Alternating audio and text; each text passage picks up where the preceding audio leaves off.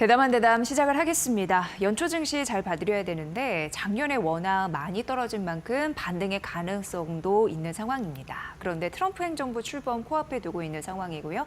반도체 업황이나 AI 투자 전략 등 정말 신경 쓸 게 한두 가지가 아닌 것 같아요. 그래서 오늘 이런 부분 차근차근 하나둘씩 점검을 해드리려고 이분을 모셨습니다. 김장열 유니스토리 자산운용 투자전략본부장과 함께 말씀 나누도록 하겠습니다. 본부장님 어서 오세요. 네, 안녕하십니까. 네. 자, 연초 국내 증시의 출발이 나쁘지는 않아 보입니다. 너무 좋았죠. 사실은. 네. 너무 조금 더 그만큼 점수를 이룰 만큼 딸 수 있을까? 기대감도 오히려 또 갖게 되고요. 네. 어떻게 보십니까? 넌스탑으로 그냥 올라갔으면 좋겠는데 마음 같지 않죠. 그렇죠? 이게 그런 이유가 있는 거예요. 기본적으로 올라가서 지금 오늘은 좀 보합권이니까 어제까지 했을 때 우리가 한 2% 정도 올랐거든요. 연초 들어와서. 근데 미국이 한 2% 정도 빠졌어요. S&P 기준으로. 대략적으로 우리가 4%포인트 앞선 거니까 마음 좋다 할 수 있겠지만 그 전에 빠진 게 워낙 많으니까 좀 성에 안 차죠. 오른 이유 가장 큰 거는 반도체입니다. 오늘 어저께 하이닉스하고 오늘 또 마이크론이 많이 빠졌습니다만 그래도 하이닉스나 마이크론이 대부분 비슷하게 한 7% 정도 올랐거든요.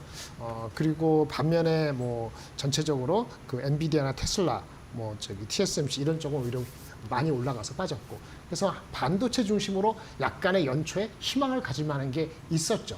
HBM에 대해서 캐펙스 수요에 대한 희망이 있어서 한마디로 HBM 중심으로 수요에 대한 기대치가 마이크로소프트, SK 하이닉스 스스로의 캐파 증가 이런 것들 심지어 이제 레거시 제품이 안 좋긴 여전히 안 좋은데 중국 쪽에서 스마트폰도 작년에 가전제품과 마찬가지로 이제 위구 환신화 해갖고 보조금 주는 문제가 대두되면서 그거에 대한 약간의 기대까지 지난주까지 반영된 거고 지난주 이제 목요일까지 반영된 거고 그 다음에 이제 지난주 끝자락 가서 오늘까지는 조금 관망을 하는 것이 또 그 와중에 여전히 레거시가 안 좋다. 몇 가지 나오니까 좀 주춤한다. 이렇게 말씀을 드릴 수 있겠습니다. 네, 본부장이 말씀해드린 대로 우리 출발은 순조로운 편이고 네네. 미국 증시는 좀 명암이 엇갈리고 있는데 최근 여러 가지가 약간 혼재되어 있어서 불안한 투자 심리 그리고 사실 그동안 많이 오르기도 했고요. 그렇죠. 이게 좀 네네. 혼재되어 있는 듯 했습니다. 미국 증시 어떻게 보셨어요? 미국 증시가 이제 왜 그러면 빠졌느냐? 그거는 사실은 우리가 많이 빠졌기 때문에 올라간 게 약간의 오히려 기회였던 거고 미국은 빠질만 했어요. 왜냐하면 금리 인하를 빨리 못할 것 같다는 생각을 작년 말부터 있었거든요. 드디어 이제는 어저께는 그저께죠. 고용 지표가 이렇게 너무 좋게 나오다 보니까 금리 인하를 2번, 3번 하려다가 결국은 잘해야 한 번. 혹시 한 번도 못 하는 거 아니야? 페드 와치에서 보는 거는 한 번, 2번 사이 정도로 한바탕 내려갔죠. 그 바람에 지난달 동안에 가장 중요한 게 금리 인하에 대한 기대 심리건 고용 지표 간에 이 모든 게 반영되는 것이 미국의 10년물 국채거든요. 10년물 국채가 지금 4.45 해가지고 넘어가서 연말을 마쳤고 연초부터 안 빠지고 결국은 어저께는 4.8까지 갔었거든요. 그 각도 올라가는 각도에 대비했을 때는 미국 주식이 더 덜 빠진 거예요.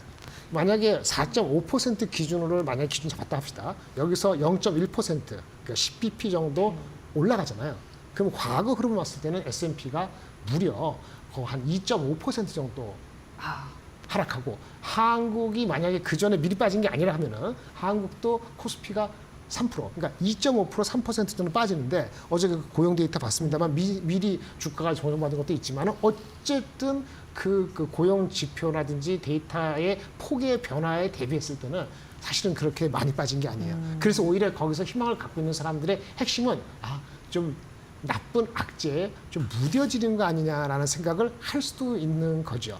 주가 빠진 거는 이제 미국이 그런 거 빠진 거고 우리는 이제 그거 미리 빠졌기 때문에 어저께도 미국보다는 아웃퍼프한 거고 오늘도 역시 지금 보합권이니까 언더하진 않고 버텨보려는 그런 형국이기 때문에 사실상으로는 10년물 국채랄까 환율 측면에서 본다면은 한국도 조금 더 빠져도 할 말이 없는 건데 반도체가 안 좋으니까 그래도 이제 저가 매수 그다음 몇 가지 섹터에 대한 근본적인 좋다 조선, 방산, 뭐 전학기 이런 것이 힘을 갖추다 보니까 비록 반도체가 바로 스트레이트로 못 가더라도 장이 흔들리지는 않는 그런 모양새를 보고 있기 때문에 거기에 희망을 갖고 있는 거 아닌가 싶습니다. 네, 우픈 얘기일 수도 있는데 본부장님 말씀 들어보니까 잃을 게 없는 우리로서는 네. 그런 악재가 네. 예, 큰 급락으로 이어지지 않고 오늘 지수금은 버티기는 잘하고 있는 거네요. 그럼요. 예, 예. 예. 그러니까 우리 국내적으로 전국의 안정에 대해서도 뭐 여야라든지 그 진영에 따라서 해석은 달리할 수 있겠습니다만은 네. 어쨌든 한 달 전보다는 그래도 희망까지는 아니더라도 이것이 어떻든 간에 마무리될 수 있다는 생각을 갖고 있잖아요. 마무리가 뭐 구정 전에서 했지 진짜 뭐 대통령 새로운 선거가 그렇게 빨리 이루어질지는 정확히는 모르겠습니다만 그래도 최상목 그 대통령 대행이 두 번째 되면서 더 이상 탄핵이라든지 더 일파만파로 가지 않고 일단 멈췄잖아요. 거기에 대해서 외국인들도 그러면 이제는 한국이 아까 말씀드린 것처럼 다른 나라 주식이 많이 올라갔는데 그거 좀 잠깐 봐야 되지 않겠어? 이런 생각이 연말연초에 들 수 있거든요. 예. 그런 심리도 분명히 가미 돼 있다. 하지만 펀더멘틀적으로 아직은 부족한 섹터들은 조금 주저주저 하는 거고 거기에 이제 반도체가 좀 명압이 조금은 갈리고 있다라고 말씀을 드릴 수 있겠고 네. 아까 말씀드린 조선 방산 그다음에 변압기 이런 섹터라든지 아니면 뭐 헬스케어 컨퍼런스를 앞두고 그런 모멘텀이라든지 이런 것은 놓치기 아깝다 그런 생각을 외국인들이 한국을 바라보면서 단기적으로도 가질 수 있다 이렇게 볼 수 있겠습니다. 네, 정리를 해보자면 사실 우리 국장 얘기하는데 자꾸 왜 미국 국채금리 얘기하지 이렇게 생각하신 분이 있지만 그러세요? 정말 중요하잖아요. 그럼요. 10년물 국채금리가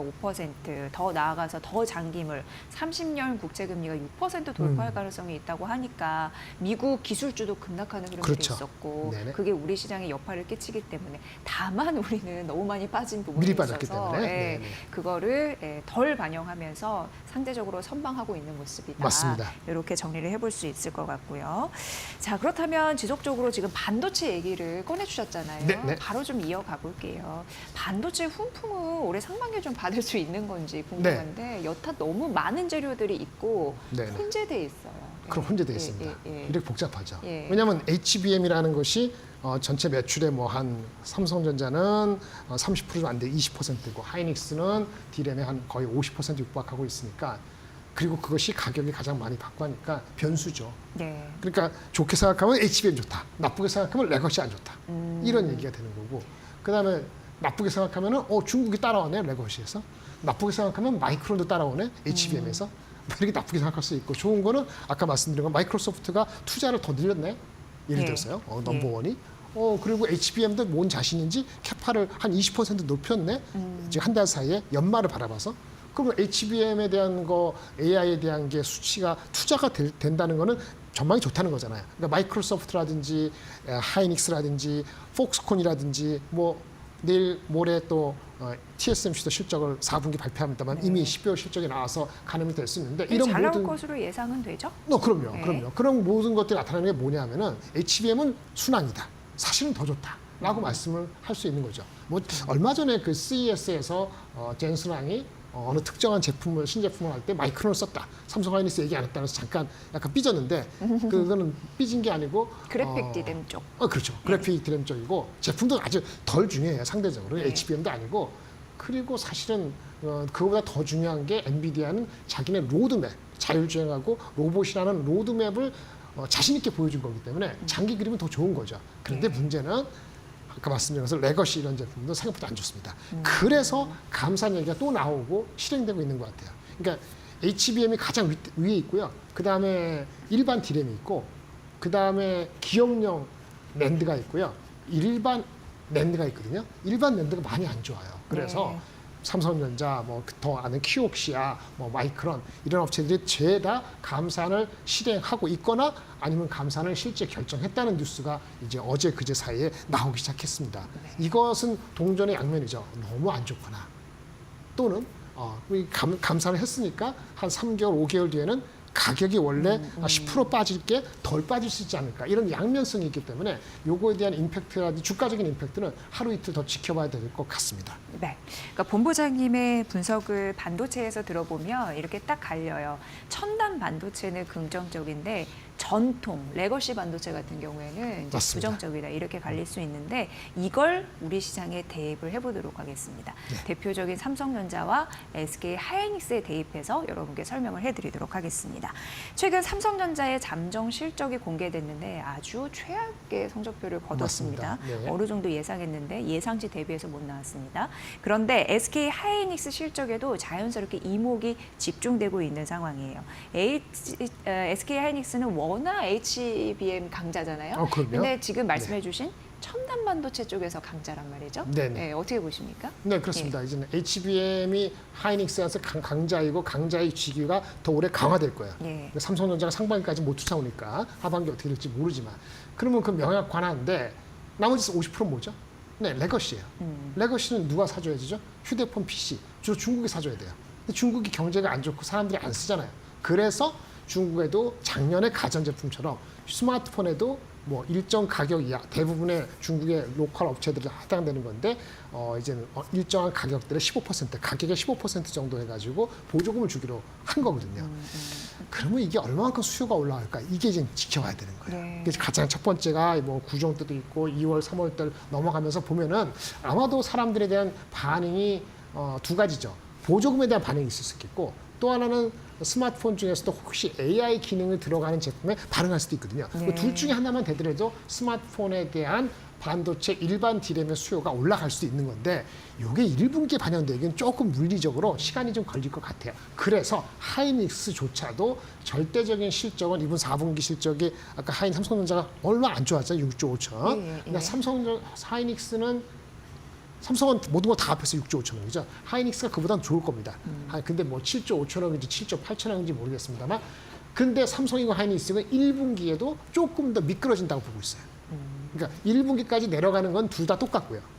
달라지는 거는 HBM에 있는 하이닉스는 설사 레거시 제품이 바로 좋아지지 않더라도 네. 2분기부터는 상승 업을 턴할 수 있다고 보는 것이 좀 주된 관점인 것 같고 삼성전자는 여러 종목이 이렇게 미스되다 보니까 1분기 다음에 2분기에 좋아질지는 자신이 없는 거예요. 네. 그 차이가 있고 하이닉스의 이 전체가 삼성전자 메모리 이익보다 얼마나 차이 날 것 같으세요? 1분기, 2분기는 모덴 더블. 2배 이상 삼성전자보다 하이닉스가 메모리 분야에서 더 이익을 많이 낼 것으로 보고 있기 때문에 만약에 같은 주가가 내려간다면 삼성전자보다는 하이닉스 하는 게 이게 일반적으로 타당한 거죠. 그런데 이슈는 뭐냐면 하이닉스는 항상 마이크론 주식하고 비교가 되고 예. 한국의 두 번째 시가총이다 보니까 또 환율의 영향과 마이크론이나 TSMC 주가의 연동이 되다 보니까 사실은 생각보다 주가가 마음대로 좋은 방향보다는 네거티브로 먼저 반응하는 경향이 있다는 측면에서 좀 아쉬운 점이 있는 겁니다. 어쨌든 18만 원 정도 근처면은 항상 저가 매수의 기회가 있는 거고 하이닉스 HBM의 도미넌스는 더 강화될 것이고 특히 그 엔비디아에서 얘기한 그래서 최태원 회장님이 전해드린 엔비디아가 요구하는 고객이 요구하는 것보다 좀 더 빠르게 HBM이 개발되고 있다. 이 코멘트는 매우 중요해서 그날 한 5% 오른 거거든요. 어저께 삼성전자에 대해서 일부 기사에서 뭐 HBM4를 뭐 어떤 승부수를 건다 한 거는 조금 과장된 기대가 들어간 거고 그렇기 때문에 삼성 하이닉스는 한 18만 원대에서는 많은 사람이 저가 매수의 기회를 노릴 것 같고요. 물론 하이닉스도 2분기가 또 내려간다 그러면 이건 다릅니다만은 삼성전자는 자사주로 매국이 있기 때문에 저번에 말씀드린 것 같은데 자사주가 없으면 언제든지 5만 원이 갔을 네. 거기 때문에 예. 거꾸로 얘기하면 자사주가 있으니까 5만 원까지 빠지지는 않겠습니다만 업사이드는 상당히 제한적으로 1분기는 지나가지 않을까라는 패턴이 드는 거고 아까 콜이라는 것이 희망이 아니고 실제 콜이 빨리 되는 거 4월 달, 5월 달에 되는 것이 하반기가 아니고 그것이 매우 중요하다고 볼 수 있겠습니다. 네. 지금 삼성전자의 실적 부진은 업황 악화나 반도체 수요 둔화다라고 얘기를 했습니다. 네. 근데 사실 HBM 쪽에서는 매출을 많이 당기지 못하니까 전통 반도체에서 타격을 입을 수밖에 없는 그런 상황이었고요. 더 크게 네. 그랬었죠. 근데 반대적으로 SK하이닉스는 첨단 반도체, HBM 쪽에서 매출을 크게 당길 수 있으니 이런 부분에서 선방할 가능성은 있는데 약간 아쉬운 부분은 코리아 디스카운트를 좀 적용받는 항상. 듯해요. 네, 맞습니다. 대부분 그렇다고 하는데 그래서 18만 원 선대 그쪽에서는 저가 매수 좀 해야 된다. 혹시 그래서 빠지면은 빠지면 네, 그거 네. 좀 이해해 주시면 될 것 같고요. 어쨌든 그래서 지금 SK 하이닉스는 반도체 전략이 전통 말고 첨단 쪽으로 가려고 네, 지속적으로 맞습니다. 확장을 한다. 여기까지 이해를 해보시면 될 것 같습니다. 그럼 현대차와 엔비디아 맞손 잡은 그 얘기를 좀 넘어가 보도록 하겠습니다. 엔비디아에 올랐던 현대차 이렇게 표현을 또 하더라고요. 맞습니다. 누가 누구에 올라간지는 대봐야 알 것 같긴 하지만. 네, 네. 근데 제가 궁금한 건 자율주행의 판도를 과연 바꿀 수 있을까? 네네. 네, 바꿨으면 좋겠습니다. 어떻게 보세요? 뭐 거창하게 자율주행의 판도를 바꾼다 이렇게 네. 하는 건 조금 예. 어폐가 있는 것 같아요. 예. 그렇게 할 수 있는 회사는 테슬라하고 엔비디아밖에 없는 것 같아요. 그리고 우리가 잘 모르는 중국의 스스로 하는 회사들, 네. BYD라든지 알리바바 얘네들이 하는 거는 네, 그럴 가능성이 예, 있죠. 예. 한국이 그 끄들었느냐 현대차, 기아가 여러 가지 뭐 소프트웨어적으로 여러 가지 노력을 지난 10년간 한 거 있지만은 그게 잘 안 되거나 확장성에서 한계가 있다고 느꼈기 때문에 손을 잡은 거 아니겠습니까? 그래서 엔비디아를 통해서 등에 업혀가겠다 이렇게 보시면 되고요. 여기서 사실은 그래서 이른바 자율주행이라는 개념보다는 소프트웨어 디파인드 차량 SDV라는 거창한 얘기를 했는데 사실 이것이 자율주행을 더 크게 아우르는 개념이거든요. 자율주행의 한 부분이고 소프트웨어적으로 자동차를 구동하는데 여러 가지 기능이 있는데 그게 자율주행 기능도 필요하고 다른 또 뭐 이게 저기 펌웨어도 필요하고 이래요. 근데 그런 측면에서 받을 거 받고 도움받을 거 받겠다는 솔직한 자기네 부족한 점을 이제 알려주고 손을 내밀었다는 측면에서 저희는 시장은 시간의 이슈지 긍정적으로 볼 것 같습니다. 그런데 이미디어트하게 당장에 한 1, 2년 내에 현대차한테 진짜 의미가 있는 건 소프트웨어 디파인드에서 자율주행차를 가는 거는 주고받을 건 있습니다. 왜? 현대 기아가 1년에 한 800만 대 팔잖아요. 예, 그러니까 엔비디아는 뭐죠? 그 큰 업체 테슬라 빼고 나머지 중에서 GM, 포드 있고 토요타 있고 우리가 현대가 세 번, 네 번째니까 두 번, 세 번이니까 그 업체들하고 같이 협동을 해야 돼요. 데이터베이스가 구축이 안 되거든요. 빅데이터를 확보하기 위해서 현대는 그게 레버리지 효과예요. 그래서 그거는 시간이 걸립니다. 한 2, 3년 걸리는 거고. 네. 그래서 아까 말한 것처럼 판도를 바꾼다기보다는 하나의 넌 테슬라 지역에서도 의미 있게 크기 위한 협력 파트너를 확실히 했다. 그 측면의 의미를 갖는 거고 당장의 의미는 1년 안에는 생산성을 높이는 거예요. 지금에 있는 전기차가 됐든 뭐가 됐든 자동차 생산 라인에 있어가지고 그거 제조 라인을 혁신적으로 제조 원가를 낮추기 위해서는 로봇을 활용해야 되잖아요. 네. 로봇 기술이 좀 부족한 점이 없지 않아 있죠. 그래서 자기네 갖고 있는 보스턴 로봇이 있지만은 협동 로봇, 그다음 휴머노이드 로봇, 어쨌든 제조 라인에서의 로봇의 활용을 그거는 바로바로 할 수 있거든요. 그래서 아마 1년 내로 제조 원가를 낮추는 측면에서의 사람들이 그 효과가 나타나면은 그때부터는 리레이팅이 될 수 있다고 보고요. 아직은 그 효과를 보려면은 이제 뭐 협정하고 그러면 한 1년 이상 걸리죠. 그래서 지금은 환율 1340이냐 1500이냐 뭐 보증금이냐 주주환원 혈세 이것 때문에 주가가 억눌려서 이런 좋은 뉴스에도 계속 못 가는 거거든요. 근데 방향성 측면에서는 제조 원가의 혁신과 그다음에 자율주행차를 포함한 소프트웨어 디파인드 비어클로 가는데 조금 혼자보다는 더 나은 길로 간다는 측면에서의 투자가들이 관심을 갖게 되면은 중장기적으로 괜찮은 포트의 한 부분을 차지할 수 있다. 다만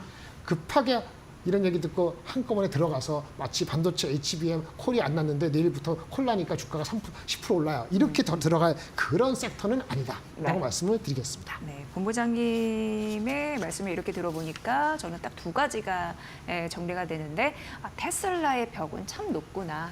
그거 하나와 더불어서 네, 아무래도 뭐 엔비디아와 맞손을 잡으면 생산 능력 확장에는 유리하겠구나. 그렇죠. 이렇게 딱 정리가 됩니다.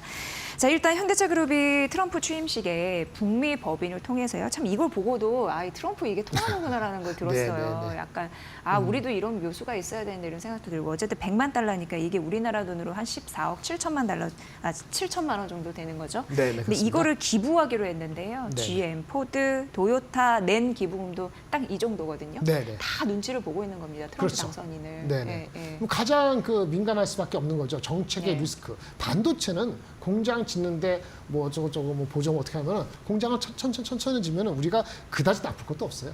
왜냐면 그 아쉬운 게 꼭 우리만이 아니고 미국도 되기 때문에. 근데 자동차는 경쟁자가 많지 않습니까? 그다음에 전기차로의 전환이라는 큰 명제가 있고 그거를 고무줄처럼 끌어당기는 건 아니지만 정책에 따라서 왔다 갔다 할 수 있는 여지가 충분하기 때문에 아무래도 새롭게 입성하는 인커밍하는 그 행정부한테 잘 보인다는 거죠. 좀 협력적인 자세를 보이는 것이 여러 가지 사업적으로 도움이 되거나 도움이 안 되더라도 그렇게 하는 사람들이 많은데 우리만 안 하면 이상하겠죠. 그런 측면에서 이번에 취임식이 20일이니까 그 전후로 해가지고 참석하는 행사에도 참석해서 여러 가지 얘기를 나눌 수 있는 거는 뭐 제조업 체제에서 가장 큰 게 좀 아쉬운 거는 현대차 말고는 다른 기업은 없는 것 같아요. 우리나라 기업 중에서 뭐 예전에 정용진 회장님이 뭐 그렇게 한 것도 다 개인적인 차원이다 보니까 그래도 현대차가 많이 뒤처지지 않기 위해서 노력하는 모습이 보인다는 측면에서도 나쁘지 않은 것 같습니다. 뭐 참고로 GM, 도요타, 포드 아까 앵커님 말씀하신 것처럼 네. 비슷하게 됐고 뭐 아마존도 심지어 샘 엘터만 그 사람도 오픈 개인적으로. AI, 예, 메타. 맞아요. 예. 예. 돈의 이슈만이 아니죠. 그것도 어떤 기부들 하고 접촉을 하는 거는 타이밍이 중요하기 때문에 많이 늦지 않은 타이밍에 다른 기업들도 뭔가 접촉의 너면을 넓힐 필요가 있지 않나 싶습니다. 네, 이제 오늘 코너의 마지막 질문이 될 수 있을 것 같은데 워낙 이제 1월장 잘 갈 수 있는 주식시장의 반등 요건을 좀 여쭤봐야 될 것 같아요. 네네. 뭐 다 잘 풀려야지 가겠지만 네네. 그 중에 뭐를 관전 포인트로 삼으실까요? 너무 심플합니다. 네. 앞으로도 계속 그런 얘기 할 것 같은데 네. 올라갈 게 2개, 내려갈 게 2개고 올라갈 게 하나인데 내려갈 게 2개는 국채 수익률하고 환율입니다. 아, 국제 수익 역시 뭐 확 내려가지 않더라도 내려갈 조짐만 보이면 되죠. 그럼 국채 수익률 내려갈 조짐은 그거는 이제 인플레가 좀 둔화되고 그렇죠? 그렇게 되는 것이 중요하죠. 고용 지표 포함해서 우리가 어찌 할 수 우리가 없어요. 그런데 국채 수익률 내려가고 또 우리나라만은 환율이 내려가면 좋죠. 내일 모레 우리 금통위에서 금리를 인하할 수 있을지 그것도 중요한데 예. 금리 인하하면 이게 더 벌어지잖아요. 금리 격차가. 그래서 어떻게 할지 모르겠는데 내수를 봤을 때는 금리 인하를 좀 어렵더라도 해서 향후에 리턴이 되는 걸 기대해야 되는데 그럴 여유를 가질 수 있을지 모르겠어요. 그래서 환율이 내려가는 건 우리 내부적으로 정국이 안정화되는 것뿐이죠. 정국이 안정화되는 건 서둘러서 되는 게 있고 안 되는 건 있습니다만은 너무 늦어지지 않게 어떤 전국의 마무리 국면으로 가는 것이 우리 자체적으로 환율을 낮추는 효과고요. 이 모든 것이 빨리 이루어지지 않을 때, 빨리 이루어질 때 하면 더 좋지만 안 이루어지더라도 안 이루어질 때 우리가 할 수 있는 건 이익의 전망을 높이는 거죠. 근데 여기 가져온 삼성전자 하이닉스의 이익 전망이 단기에 올라가지 않다 보니까 이익 전망이 높아질 수 있는 종목이 몰리는 거예요. 그런 쏠림이 있기 때문에 그런 종목이 조선이다, 방산이다, 변압기다, 화장품이 나면 그걸 가는 순간에 다른 섹터로는 돈이 갈 여유가 없습니다. 왜? 우리가 얘기한 국채 수익률이 4% 이하, 환율이 1,400 이하 있을 때 그 당시에 우리가 2,580이었어요. 그러니까 지금 이게 빨리 2,580으로 갈 수 있다고 너무나 안절부절하면은 오히려 건강에 안 좋습니다. 그거는 금방 오는 게 아닌 거니까 이 정도에서는 우리가 선방하고 다음을 기대하고 있다. 이렇게 정리 드릴 수 있겠습니다. 네, 본부장님 이 말을 한마디로 얘기하면 딱 두 자로 얘기할 수 있거든요. 금리. 뭐라고? 금리. 정말 네. 경제의 근본인 금리에 대해서 맞습니다. 저희가 지속적으로 봐드리도록 하겠습니다. 그리고 우리 국내의 수출 품목인 굉장히 중요한 화두, 반도체, 차 그렇죠, 자동차. 이런 부분 중요하다고 하셨으니까 그렇게 3가지 세트로 여러분께 알려드렸다라고 정리하시면 될 것 같습니다. 자, 오늘 대담한 대담 1월 시장 상승의 조건 3가지 가려드렸고요. 김장열 유니스토리 자산운용 투자전략본부장의 분석으로 함께하셨습니다. 고맙습니다. 네, 감사합니다.